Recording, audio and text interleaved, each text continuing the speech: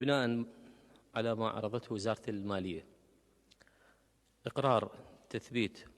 عقود وزارة الكهرباء ممن لديهم خدمة عقدية 2 فما فوق، وقيام وزارة المالية باستحداث درجات وعناوين وظيفية، ويتم المناقلة من الموازنة التخطيطية لكل شركة تابعة لوزارة الكهرباء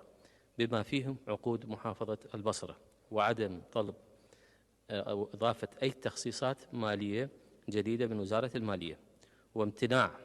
هذه النقطة المهمة، وامتناع وزارة الكهرباء بتعيين عقود جديدة أو أجور يومية مستقبلا على أن تدقق الأسماء من قبل ديوان الرقابة المالية الاتحادي.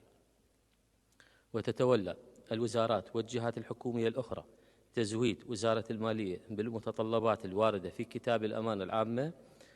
المرقم 22,081 في 14 حزيران 2022 والخاص بتثبيت العقود والأجراء اليوميين، وتتولى وزارة المالية أخذ ما يلزم تباعا وفقا لقرار مجلس الوزراء.